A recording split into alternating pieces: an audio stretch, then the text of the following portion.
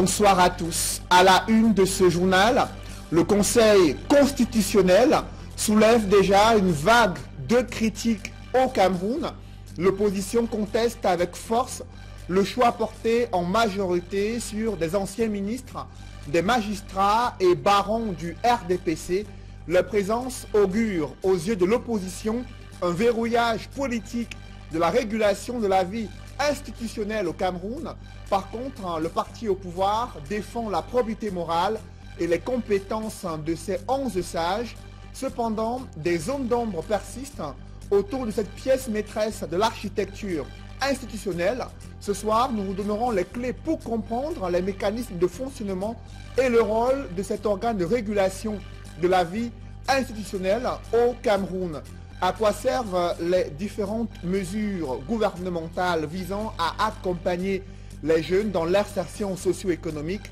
À l'occasion de la semaine de la jeunesse, vous écouterez ces jeunes entrepreneurs qui se plaignent du manque d'accompagnement technique et financier de la part de l'État. Pourtant, ils ont mis sur pied des produits innovants capables de transformer et d'améliorer le quotidien de vie des Camerounais.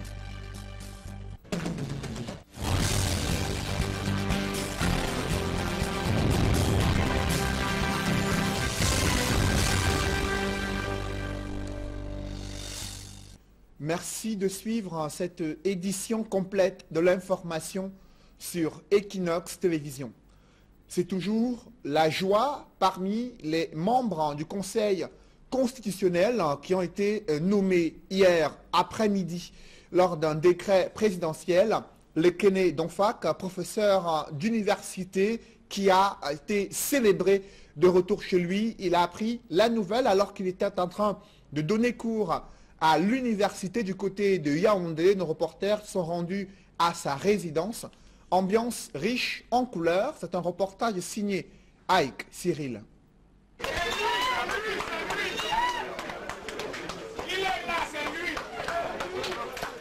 Cri et youyou au domicile du professeur Lekene Donfak à Yaoundé.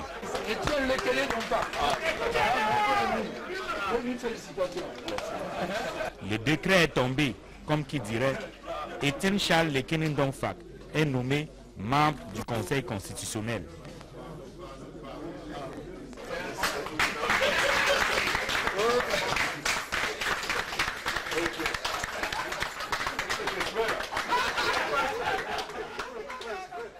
Je sors d'un jury de thèse de finances publiques, de droit fiscal. J'étais en compagnie du professeur Bipoum, qui est mon professeur, qui a aussi été nommé membre du Conseil constitutionnel. Je remercie le président de la République pour cette confiance. Je remercie tout le processus de nomination et je crois que nous ferons la tâche que les Camerounais attendent de nous et que dit le droit. La maison grouille de monde, amis et connaissances, parmi lesquels des membres du gouvernement, félicite le nouveau promu. C'est une nomination qui répond un tout petit peu à un CV qui est complètement arrondi. Vous savez très bien que le professeur Lekene Donfak est un professeur de rang magistral, c'est un constitutionnaliste, c'est un professeur de finances publiques. Et en plus, il a été, en plus d'être enseignant de haut vol des universités, il a été ministre. Et puis ministre d'État, et enfin député de la nation. Donc il sait à peu près ce qu'il attend au Conseil constitutionnel comme tâche à accomplir. Au regard de son CV, le professeur Lekene Donfak a le profil de l'emploi.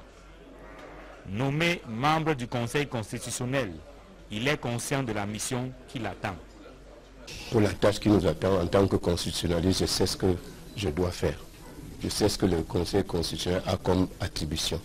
Donc la question ne se pose pas. Universitaire, juriste constitutionnaliste, le professeur Étienne Charles Lekene Donfak a été député de la Nation et ministre de la République. Il a été notamment ministre de la Ville et ministre d'État en charge du développement urbain et de l'habitat jusqu'en 2006. Alors que le décret le nommant membre du tout premier Conseil constitutionnel du Cameroun était lu à la radio, il dirigeait les travaux de ses étudiants à l'université de Yaoundé 2 à Soa.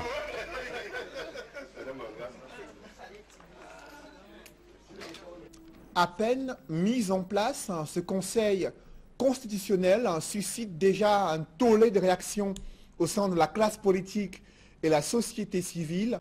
L'opposition conteste avec force le choix porté en majorité sur des anciens ministres, anciens gouverneurs, magistrats et barons du RDPC. Aux yeux de l'opposition, leur présence augure un verrouillage politique de la régulation de la vie institutionnelle, un avis que ne partage pas le parti au pouvoir. Des cadres du RDPC défendent la probité morale et les compétences de ces personnalités qui ont été nommées au sein de ce Conseil constitutionnel. Réaction croisée dans ce reportage de Ket Diarra et Warren Zede.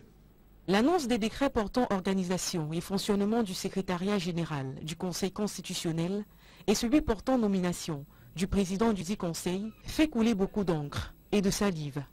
Chez les acteurs de la politique au Cameroun, l'interprétation de cette actualité est fonction du bord politique auquel on appartient.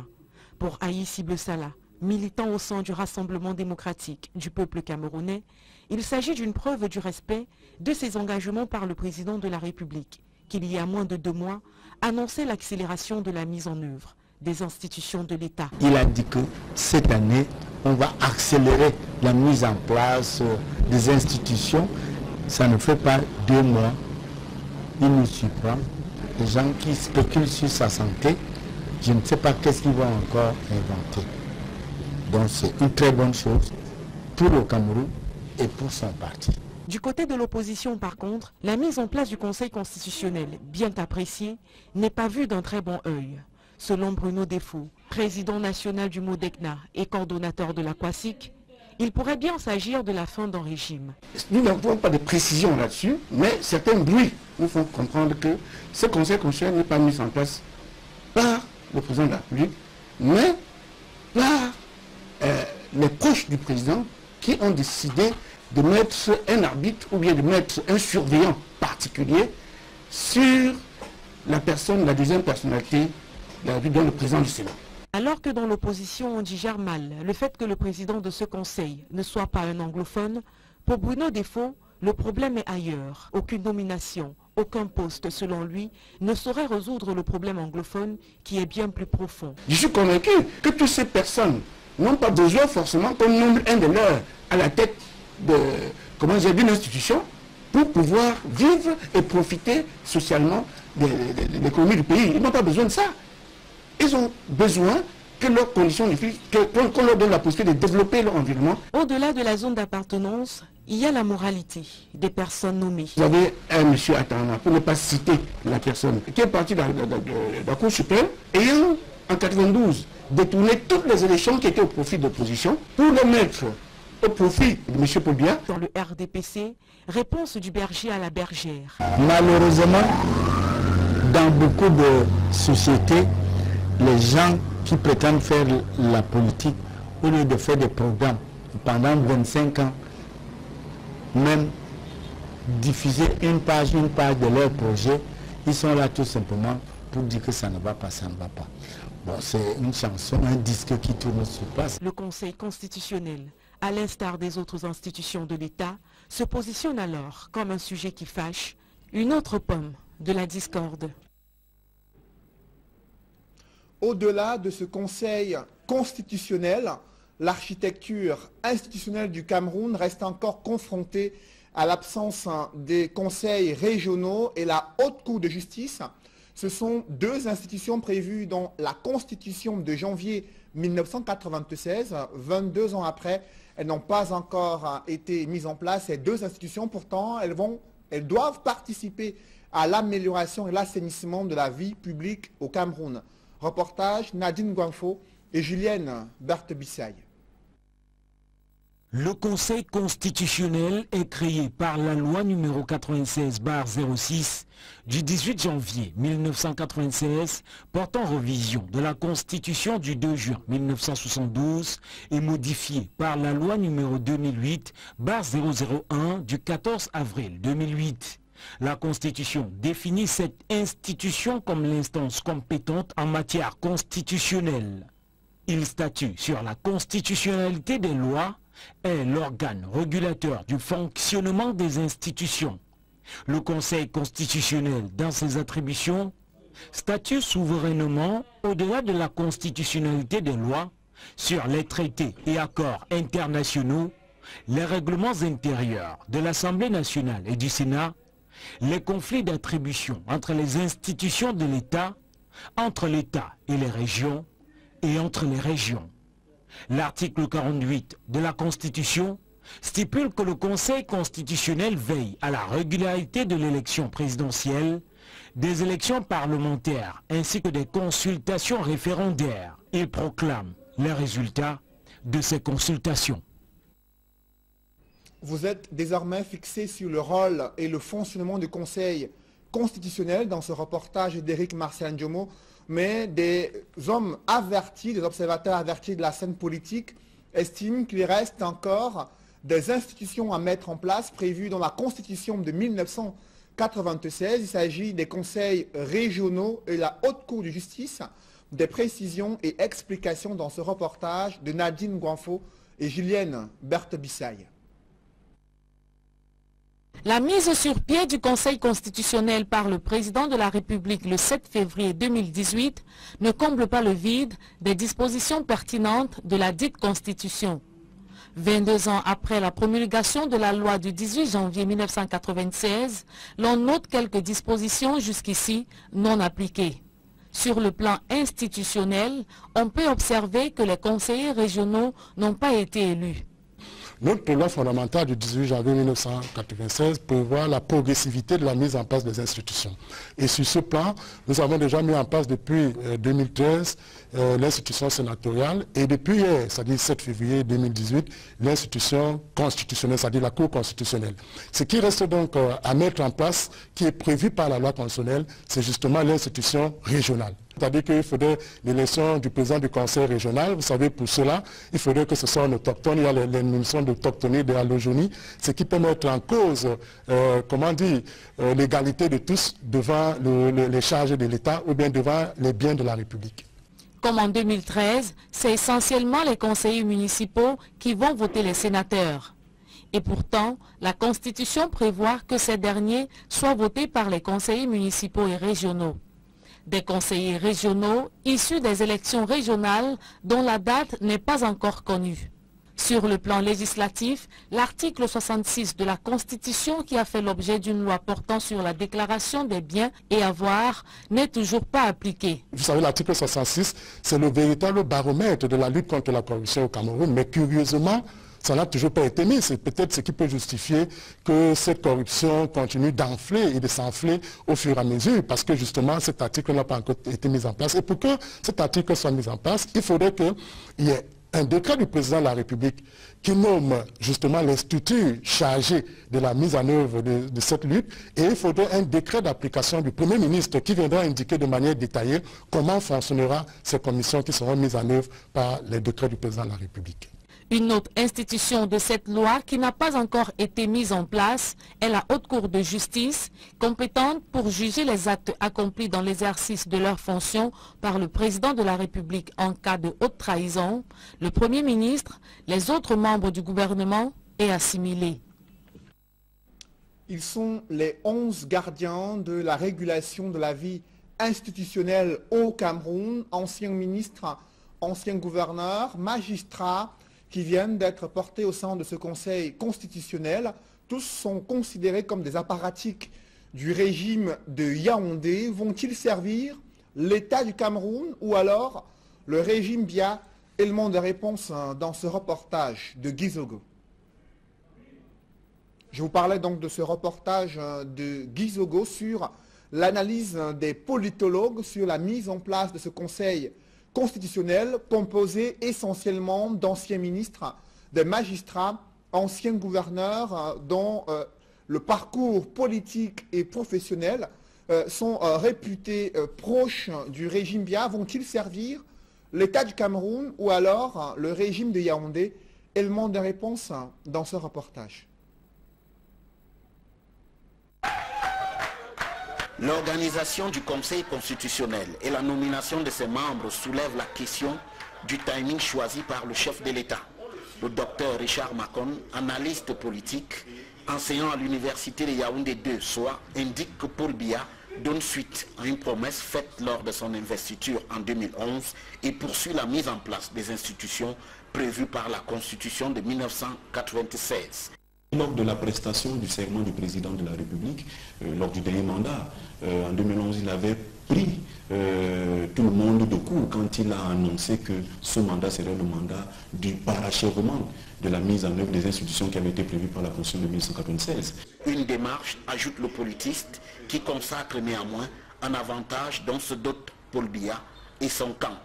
Aucune inquiétude, et je pense que le président de la République peut dormir tranquille. D'abord, ceux qu'il a choisis sont d'un certain âge pour rester respectueux à la fois de l'autorité de leur fonction et de l'immensité de leur carrière. C'est des anciens hauts commis de l'État qui ont une grande expérience, une riche expérience de la marche des institutions et qui n'ont jamais trahi leur adhésion au RDPC, pour l'essentiel. Selon l'expert, la composition du Conseil constitutionnel conforte cette donne. De fait, pour le docteur Richard Macon, Paul Biya s'est assuré de ne rien avoir à craindre de cette institution et singulièrement de son président Clément Atangana. Parce que le président, on sait que pendant 20 ans, il a eu les clés de la technologie des élections et que pendant ces 2 décennies, il a assuré la défense des intérêts, entre guillemets, du régime en place. Ce qui, conclut l'analyste, ne laisse pas de grandes marges de manœuvre à l'opposition. Elle est très faible pour 2 raisons au moins. Il y a une raison qui est interne et une raison qui est externe. La raison interne est la fragilité d'abord propre des partis politiques d'opposition. On peut aussi dire que l'organisation du jeu politique n'est pas déjà en faveur des partis politiques d'opposition. Nous avons des lois qui sont uniques. Nous avons un code électoral qui appelle toujours un toilettage qui soit dans l'intérêt de toutes les parties prenantes. On demande toujours que du point de vue de l'État, il y ait une clarification du rôle, que ce soit du Conseil électoral ou de la direction générale, une clarification qui va aider aussi à clarifier le déploiement même de l'organe chargé de la gestion du processus électoral. Un contexte qui ressemble fort à celui qui se répète depuis l'ouverture démocratique de 1990 au Cameroun. Alors que le collège électoral est convoqué pour les sénatoriales prévues le 25 mars 2018, des Camerounais s'interrogent, la Chambre haute du Parlement a-t-elle servi la cause des collectivités territoriales décentralisées? Après ces 5 premières années de fonctionnement, le Sénat essuie des sérieuses critiques, notamment pour son incapacité à contrôler l'action du gouvernement et à légiférer pour améliorer le quotidien des communes. Dans le paysage social, économique et politique, l'utilité du Sénat est remise en cause par des Camerounais. Ils s'expriment dans ce reportage de Donald Anouzoua et Innocent Abega. La convocation du collège électoral pour la sénatoriale du 25 mars de l'année en cours est venue mettre un terme au premier quinquennat du Sénat camerounais. De 2013 à 2018, l'électorat a pris le temps d'observer l'évolution de cette institution qui met en relief le caractère bicaméral du Parlement. Pour certains, les 5 ans d'existence du Sénat illustrent plutôt le malaise d'un dysfonctionnement institutionnel persistant. Nous avons tout simplement une image. Peut-être le Sénat en tant qu'institution a fait tant bien que mal dans le cadre de la navette parlementaire son travail. Mais nous avons vu qu'à la tête des 2 institutions, entre le président du Sénat et le président de l'Assemblée, il y avait une espèce de cacophonie en ce qui concerne la représentativité, c'est-à-dire que la préséance, on avait l'impression que les 2 présidents des 2 chambres se disputaient la préséance, alors que dans la Constitution, il est évident que c'est le président du Sénat qui passe avant le président de l'Assemblée nationale. Pour d'autres, le bilan du Sénat est peu reluisant. La Chambre haute du Parlement, pense-t-il, n'a rien apporté aux populations et mérite d'être supprimé. À titre de bilan, on ne peut pas dire que c'est mitigé. Le bilan est catastrophique pour le Cameroun en termes de dépenses. Vous allez voir tout ce qu'on a alloué au Sénat et le Sénat n'a rien apporté de positif, que ce soit en termes de loi, que ce soit en termes d'amendement, pour le bien-être de la population ou bien pour l'économie camerounaise. Dans notre contexte, il est mieux de mettre de côté le Sénat. Il est préférable de mettre de côté le Sénat, sinon nous serons toujours en train de chercher les charges supplémentaires. Les regards sont désormais tournés vers la tenue de la prochaine sénatoriale, avec à la clé l'élection des sénateurs pour un mandat de 5 ans. Et parmi le collège électoral convoqué, des conseillers municipaux sont appelés le 25 mars 2018 à choisir les 70 sénateurs sur les 100 qui constituent le Sénat. 30 sont nommés par le chef de l'État. Quelle est l'appréciation, l'analyse et l'évaluation des 5 premières années de fonctionnement du Sénat? Nous en parlerons en deuxième partie du journal avec Hilaire Zipan, conseiller municipal, cadre politique du mouvement progressiste. Il reviendra également sur la mise en place du Conseil constitutionnel. Dans l'actualité, un incendie s'est déclaré autour de midi ce jeudi au sein de la recette des finances à Bonanjo, quartier administratif de la ville de Douala. Les flammes ont consumé plusieurs bureaux. Les édifices environnants ont failli être attaqués. L'intervention des sapeurs-pompiers a permis de circonscrire l'incendie. Aucune perte en vie humaine, mais d'importants dégâts matériels. Le récit des faits avec Donald Anozoa.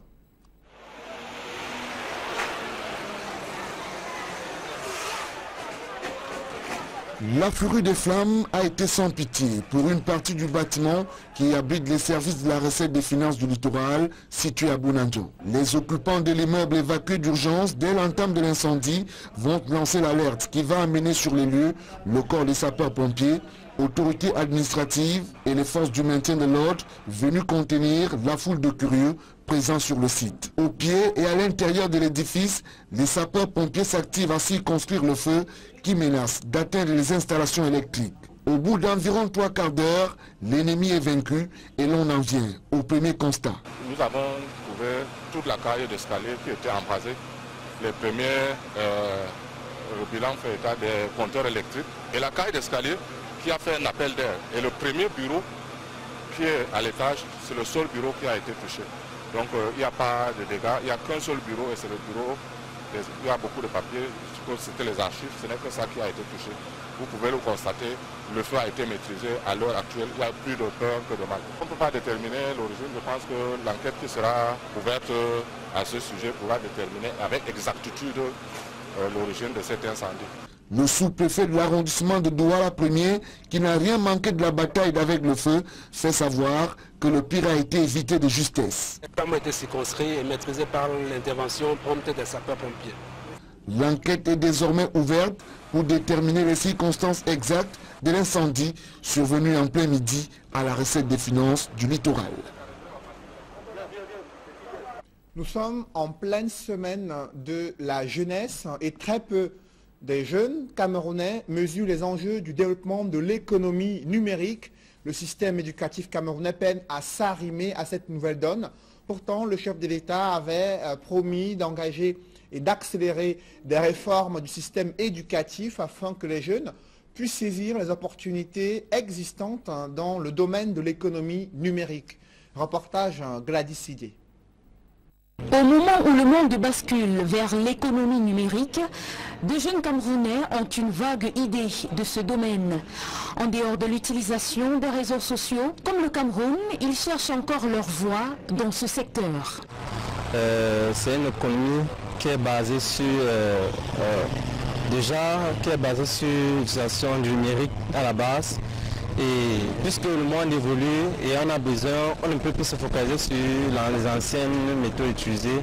C'est une économie basée plus sur le numérique, comme ça le dit, donc minimiser les coûts d'achat, transport, déplacement, faciliter certains traitements de certaines tâches qu'on devait faire. Donc l'économie numérique est plutôt basée sur ça. Nous sommes allés à la rencontre d'un expert dans le domaine qui présente les atouts de l'économie numérique. Véritable catalyseur de la croissance économique et essentiel pour l'amélioration de la qualité de vie des populations à l'ère du numérique. On a tendance souvent à réduire l'économie numérique à son volet e-commerce. Évidemment, c'est beaucoup plus large que ça. Il y a des services, il y a des produits, il y a des parties qui ne sont pas visibles par un utilisateur lambda. Par exemple, quand vous demandez votre acte de naissance par Internet dans un pays donné, on est en pleine économie numérique, mais vous ne voyez pas tout ce qu'il y a derrière. Lorsqu'on archive par exemple certaines données sur la nationalité des Camerounais, ça se passe via des systèmes numériques, et donc on est en pleine économie numérique, mais ça, le Camerounais lambda ne le voit pas. Par exemple, si je vous envoie votre facture d'électricité en PDF par Internet, ça va faire partie de l'économie numérique. Quand vous allez dans un hôpital faire un examen, on vous demande souvent de revenir pour avoir les résultats. Alors qu'on peut vous les envoyer simplement. Ou on peut vous donner un lien où vous pouvez aller les télécharger par exemple. Ça se fait dans d'autres pays. Tout ça participe justement de cette économie numérique qui n'est pas forcément, qui n'est pas uniquement que commerciale. Source de création, de richesse et d'emploi, l'économie numérique apparaît comme une voie à suivre dans la lutte contre la gangrène du chômage qui mine particulièrement les jeunes. Mais cela nécessite de réels investissements en vue de faciliter l'accès à la connexion Internet. Le gouvernement camerounais a affiché ses ambitions pour le secteur numérique qui devrait assurer 50 000 emplois en 2020. Mais pour réussir ce challenge, le gouvernement devrait toutefois entreprendre en amont une série d'actions pour réduire la marge des aléas liés à ce grand challenge. Quelle est justement la portée des initiatives gouvernementales destinées à la promotion des jeunes Camerounais?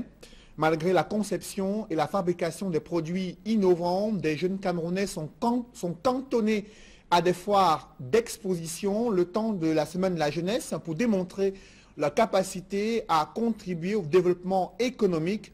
Une fois la fête de la jeunesse passée, ils rentrent dans l'anonymat sans bénéficier d'un réel appui de la part des pouvoirs publics. Reportage Élisée Bokba et Marcelin Gansop.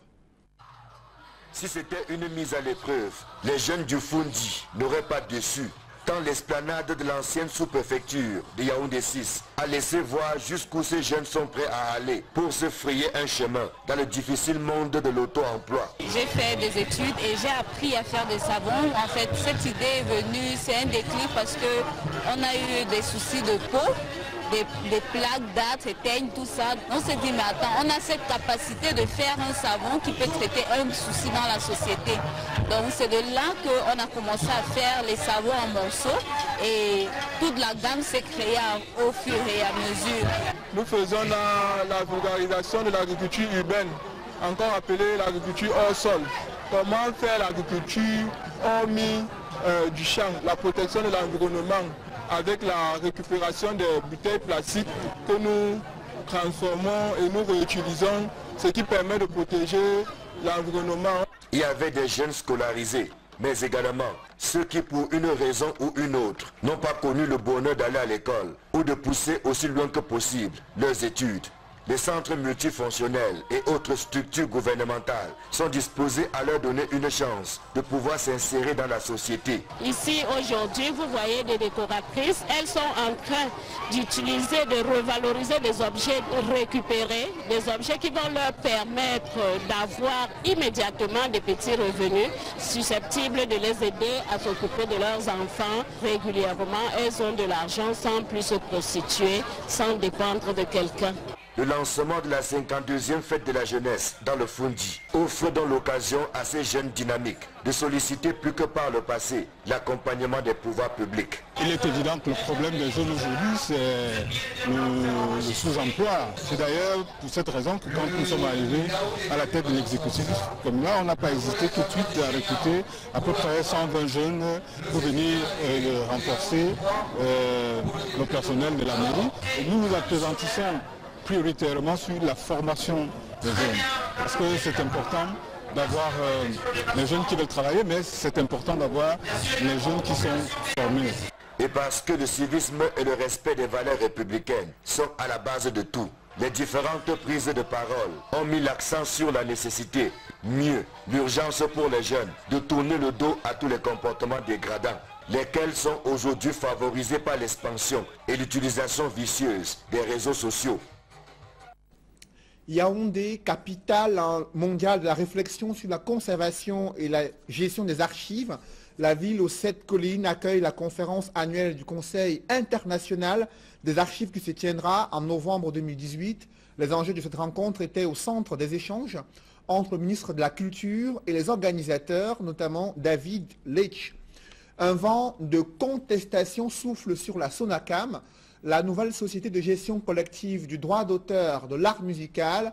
Un membre du conseil d'administration conteste la légalité de la constitution de ce conseil d'administration et ses avocats ont saisi la justice pour démonter la Sonacam.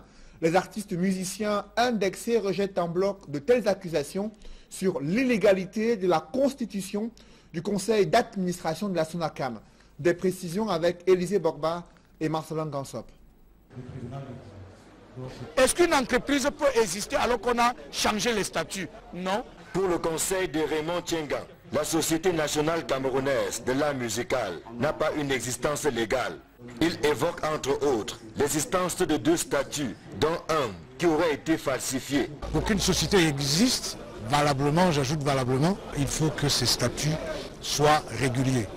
Or, en l'occurrence, les statuts de la SONACAM ne sont pas réguliers, puisqu'il y a eu 2 versions de statuts. Des statuts adoptés régulièrement en Assemblée générale constitutive en 2017, le 9 septembre, et des statuts authentifiés par un notaire qui sont différents des statuts qui ont été adoptés par ceux qui avaient seuls le pouvoir et la légitimité pour le faire. Le conseil de Raymond Tiengang s'attaque également aux souscriptions à la SONACAM, lesquelles ont violé la loi du 19 décembre 2000. Qui plus est, des artistes décédés se retrouvent sur la liste des souscripteurs. Autant de violations qui ont amené les contestataires à saisir la justice pour demander l'annulation pure et simple de la SONACAM. La première disposition concerne les pouvoirs du PCA. Le PCA de la SONACAM n'est pas celui qui représente la société dans les actes de la vie civile. Or, c'est lui qui agit partout, qui pose donc des actes sans pouvoir de représentation. Ça, c'est le premier élément. Le deuxième élément, c'est que vous avez une société qui vient de tenir un conseil d'administration après avoir demandé un agrément, avoir obtenu, après s'être immatriculé dans des conditions totalement irrégulières. Nous estimons que ça ne peut pas avancer valablement et nous avons saisi la justice pour cela. Des accusations balayées du revers de la main par le PCA de la SONACAM. Joint au téléphone, Sanfan Thomas déclare ne pas vouloir s'étendre sur le sujet, mais précise que les fraudeurs sont plutôt dans le camp de ceux qui s'agitent aujourd'hui. C'est à se demander des 2 parties laquelle dit la vérité. Toujours est-il que la justice a été saisie de différents cas. En attendant qu'elle se prononce, ce sont les artistes musiciens qui trinquent, privés de leurs droits depuis plusieurs années. Dans l'escale internationale, des batailles font rage en Afrique du Sud pour pousser Jacob Zuma à la démission. Le président sud-africain tient bon, mais de plus en plus, il est isolé au sein de l'ANC, le parti au pouvoir en Afrique du Sud. Des précisions dans ce reportage. Les heures du président sud-africain à la tête du pays semblent plus que par le passé compter. Jacob Zuma est poussé vers la sortie depuis plusieurs mois. Paradoxalement, quelquefois annoncé sur le départ, Zuma a souvent su déjouer tous les pronostics pour se maintenir au pouvoir. Seulement, la situation semble plus préoccupante cette fois. Cyril Ramaphosa, président élu de l'ANC en décembre dernier, par ailleurs probable successeur de Jacob Zuma à la tête du pays, et une bonne partie de l'ANC manœuvre pour son départ. Pour preuve, le discours sur l'état de la nation prévu ce jeudi devant le Parlement a été repoussé à une date ultérieure, signe précurseur selon la presse sud-africaine qui rapporte aussi qu'une réunion spéciale du comité exécutif de l'ANC prévue pour discuter du sort de Zuma a été annulée, ce qui pourrait laisser croire à un compromis trouvé suite à l'entrevue Zuma-Ramaphosa qui a eu lieu le mardi 6 février 2018. La presse du pays arc-en-ciel croit savoir que Zuma aurait accepté de démissionner. Cette presse prévient tout aussi qu'il est encore prématuré de crier victoire de la part des pro-Ramaphosa. Rappelons que Thabo Mbeki avait lui aussi connu un scénario similaire en 2008 et avait fini par jeter l'éponge. En cas de démission, Jacob Zuma fera face à la justice en raison des nombreux scandales de corruption dans lesquels il est impliqué. L'on cite par exemple les 783 chefs d'accusation contre lui dans le scandale de vente d'armes qui remonte aux années 1990. Au Cameroun, c'est le Conseil constitutionnel qui suscite et qui soulève une vague de critiques et d'inquiétudes au sein de la classe politique et la société civile. Nous en parlons dans une poussière de secondes.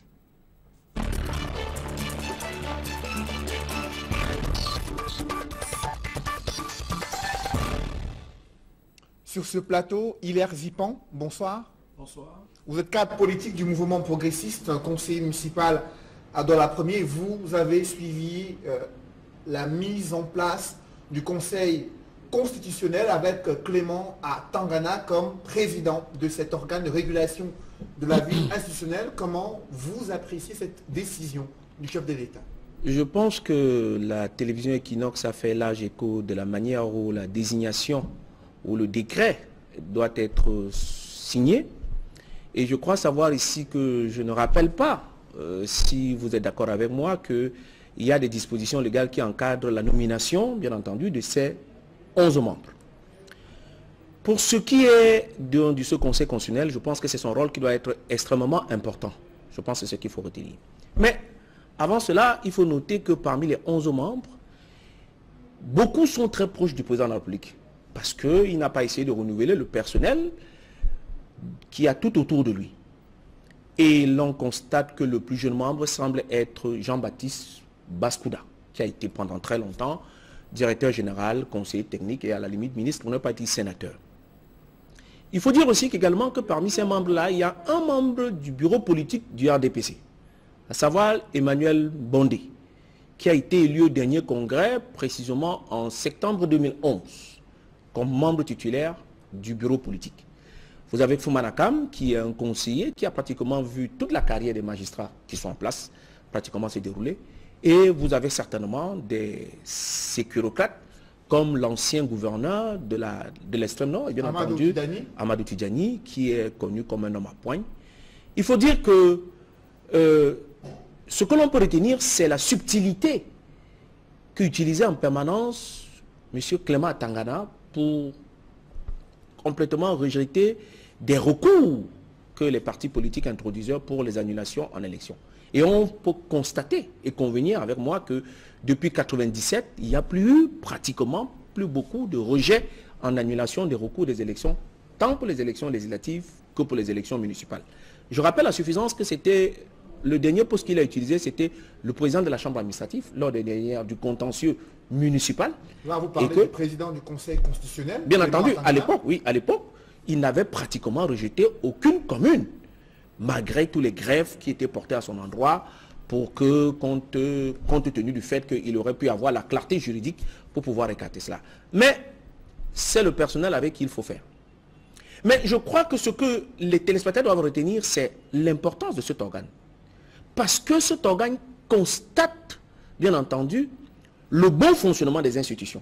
Et là, je vais dire très clairement à M. Clément Tangana, avant qu'il ne prête fonction devant le Parlement, que les dispositions de l'article 7 de notre Constitution, alinéa 4, interdit au président de la République de postuler à toute autre fonction élective publique que celui d'être président de la République.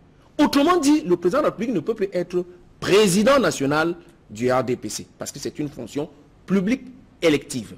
Disposition article 4. Vous êtes en train de préparer déjà un dossier dans ce sens. Vous voyez, déposer à ce Conseil constitutionnel concernant à la fois la position du président de la République, qui est en même temps président national du RDPC. Voilà, donc vous voyez qu'il y a déjà de la matière. Parce que à l'époque, la Cour suprême nous laissait entendre qu'il statuait seulement en tant que Conseil constitutionnel pour un délai précis. Maintenant qu'il y a le Conseil constitutionnel, je pense que ça c'est le premier dossier, donc contraint pour le bon fonctionnement de nos institutions, demander au président de la République d'être seulement président de la République et non en même temps président national du RDPC, parce que c'est une fonction publique élective et les dispositions de l'article 7 alinéa 4 le lui interdit. Lorsque vous évoquez la proximité de ces membres du Conseil constitutionnel avec le pouvoir en place, est-ce que vous avez les garanties nécessaires que les différents dossiers qui vont être gérés par ce Conseil pourront être gérés avec indépendance, avec neutralité? On ne jugera que le maçon au pied du mur. Je pense que voilà déjà le premier dossier que nous allons verser à l'endroit de ce Conseil constitutionnel. Mais il y a aussi une autre importance extrêmement capitale. C'est que la saisine du Conseil constitutionnel, elle est bien précise. Elle est faite soit par le président de l'Assemblée, soit par le président de l'Assemblée, soit par un tiers, soit des députés, soit des sénateurs, soit par les présidents régionaux. Et là, c'est très important.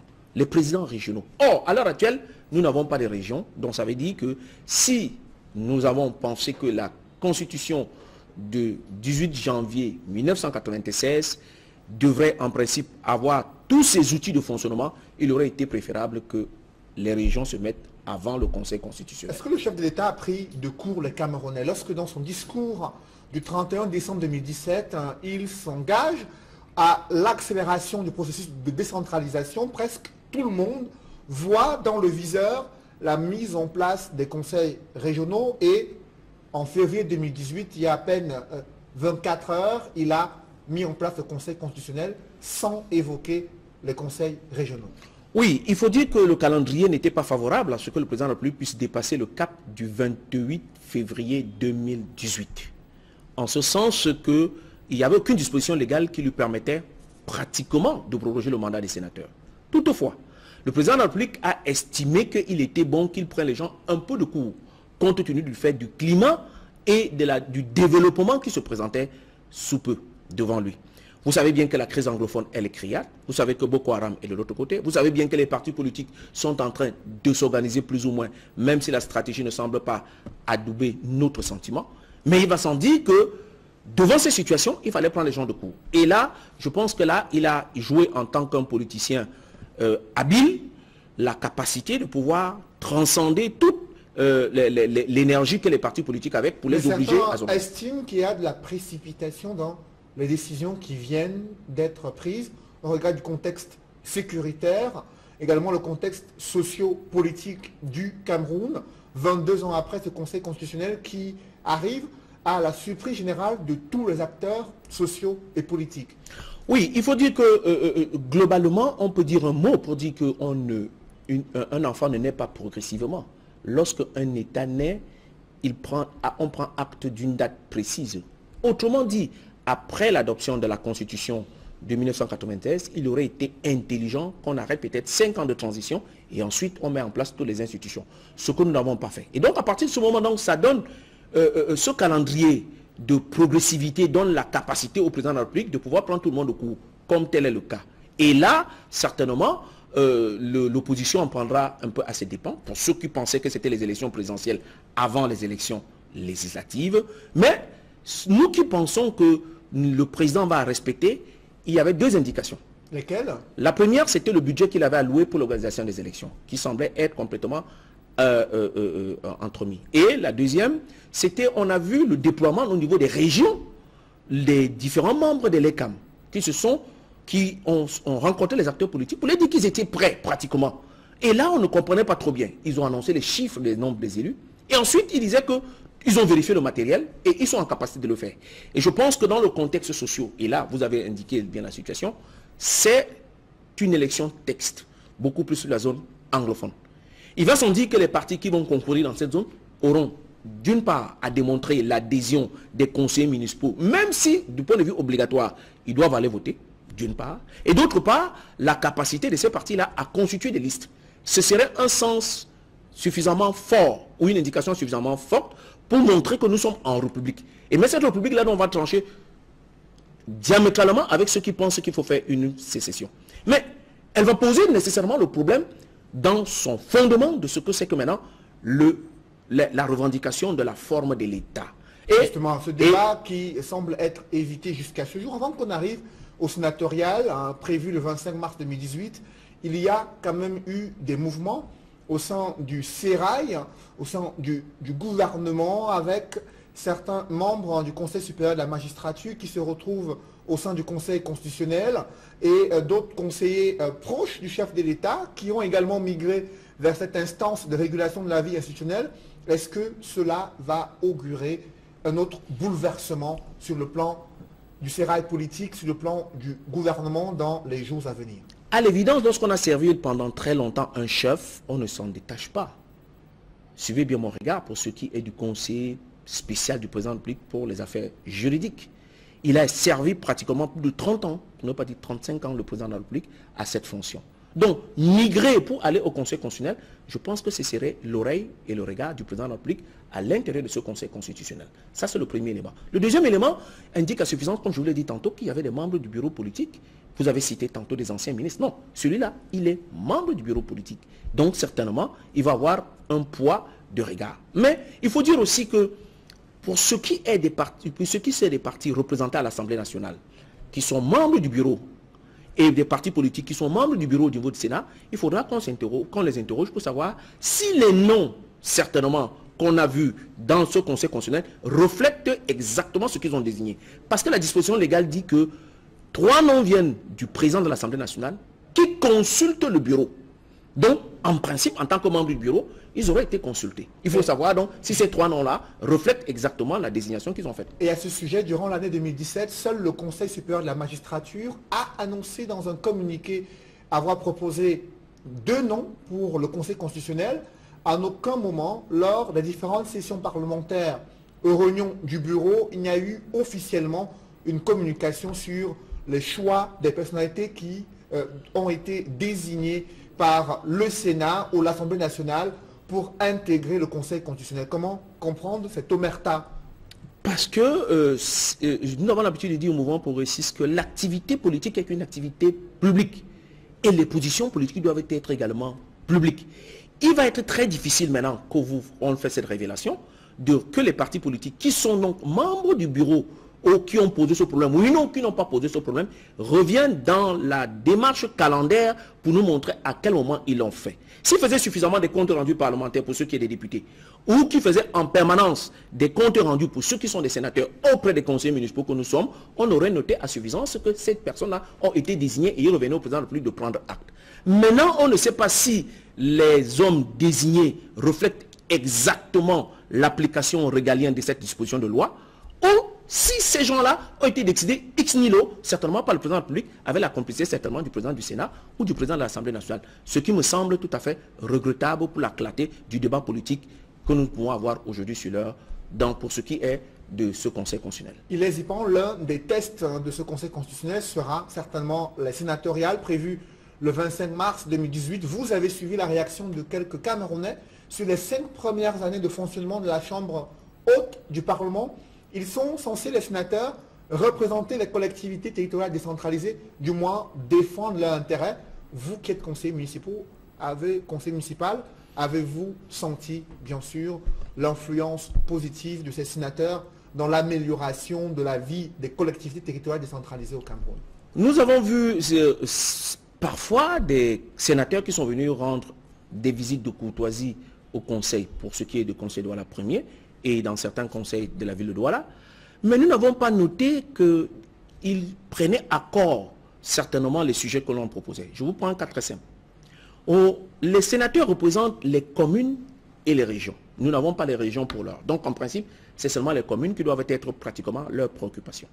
Comment comprendre que devant vous, dans un reportage que vous avez fait en longueur de journée, que des délégués du personnel sont complètement mis hors de leurs emplois au niveau de la communauté urbaine de Douala, et que les sénateurs, qui sont les sénateurs de la région, ne puissent pas se saisir de ce dossier? C'est complètement regrettable. Et je pense que ces délégués du personnel ont fait une démarche auprès de ces sénateurs-là. Vous n'avez pas vu le problème être porté au niveau du Sénat pour que ces délégués du personnel puissent retrouver leur emploi en violation des dispositions légales. C'est extrêmement regrettable. Maintenant, on peut se dire que c'était la première année et c'était l'année test. Mais il n'y a pas de période expérimentale en politique. Une fois que vous avez pris fonction, ce n'est pas parce que vous n'êtes pas habile ou vous n'êtes pas préparé que vous ne devez pas être censuré. Cela donc indique que la campagne, que c'est certainement ces sénateurs vont nous présenter, devra donc être accompagnée d'un bilan. Un bilan qui montre que l'efficacité du Parlement bicaméral, qui montre à suffisance que le Sénat a toute sa place. Or, pour l'heure, nous ne pensons pas qu'elle a toute sa place. Pourtant, on a vu quelques escamouches. Estiment qu'ils ont contrôlé l'action du gouvernement, légiféré sur les projets de loi qui ont été soumis par les membres du gouvernement, et que bien sûr, le président du Sénat joue un rôle clé en cas de vacance du pouvoir et bien sûr d'une potentielle transition pour respecter la Constitution et organiser des élections si jamais le président actuel venait à être dans la capacité de continuer à diriger le pays. On a vu quelques actes de charité de ces sénateurs-là, et principalement du président de l'Assemblée ou de l'Assemblée nationale et même du Sénat. Quelques actes de charité. Mais on ne demande pas la charité, on leur demande la solidarité. C'est-à-dire qu'ils apportent des actions qui les permettent de pouvoir avancer. Je vous prends notre cas très simple. Les communes à l'heure actuelle ont des difficultés à trouver de la trésorerie. Et vous savez bien que la Banque des communes, qui est le FECOM, est complètement sur le coupé du ministre de l'administration territoriale, qui est en même temps le président du conseil d'administration. Qu'est-ce que les sénateurs ont fait pour que les communes puissent retrouver la vitalité financière pour pouvoir financer certainement leurs actions? Et là, donc, par conséquent, quand ils viendront, on les posera des questions pour savoir. Mais, comme on est conseiller municipal d'un parti politique et la discipline commande, il va sans dire certainement, en prélude de cette élection-là, que sur papier, certainement, le RDPC a pratiquement les 70 conseillers, les 70 sénateurs, tels que ça va être voté par les conseillers municipaux. Cela m'augure qu'il faudra donc une touche favorable, une prise de conscience réelle à l'opposition, du moins pour tous ceux qui ont des conseillers municipaux, de se retrouver très rapidement pour essayer de voir d'une manière cohérente comment on peut aborder cette situation-là. Sinon, on ne pourra pas aborder. Concernant ce sénatorial, certains estiment qu'il fallait d'abord renouveler le personnel politique au sein des exécutifs municipaux avant d'aller au sénatorial, comme c'était une revendication qui avait eu lieu en 2013, lorsque les sénatoriales se sont déroulées en avril. Après, les législatives sont intervenues, les municipales sont intervenues vers septembre, octobre 2013. Est-ce que vous partagez ce point de vue, qu'il y a d'abord un préalable, qu'il y a un ordre établi dans le cadre des élections, d'abord le municipal, législative, sénatorial, et ensuite la présidentielle? En principe, ça devrait fonctionner de cette manière-là. Mais ce n'est pas le cas. Maintenant, je ne pense pas que je suis un féru du droit pour savoir toute la subtilité qui consiste à dire qu'une fois qu'un conseiller municipal a son mandat qui se termine dans 10 jours, il ne puisse pas poser des actes qui sont dans les règles ou qui sont dans sa compétence. Vous allez avoir certainement ce conseil constitutionnel qui va prêter serment devant le Parlement, c'est-à-dire que devant les députés et les sénateurs réunis. Et donc, le président qui va lire le discours d'intronisation de ce conseil constitutionnel va être le président du Sénat. Et ce président du Sénat, quelques mois après ou quelques semaines après, il faudra bel et bien qu'on le renouvelle. Est-ce que ce serait le même qui va être reconduit au niveau du perchoir comme deuxième personnalité de l'État, ou est-ce que ce ne serait pas le même? Vous voyez que le président de la République tient là toutes les cartes pour pouvoir dribbler le jeu politique et attirer par devers lui quelques partis politiques qui sont certainement en mal de reconnaissance dans la mangeoire. Merci Hilaire Zipon pour toutes ces précisions. Je rappelle que vous êtes cadre politique du mouvement progressiste, également conseiller municipal à Douala-Premier. Mesdames, messieurs, c'est la fin de ce journal. Merci d'avoir suivi. Restez sur Equinox Télévision juste après cette édition du 20h, l'émission Regard Social présentée par Flavien Valondongo. Bonne soirée sur Equinox Télévision.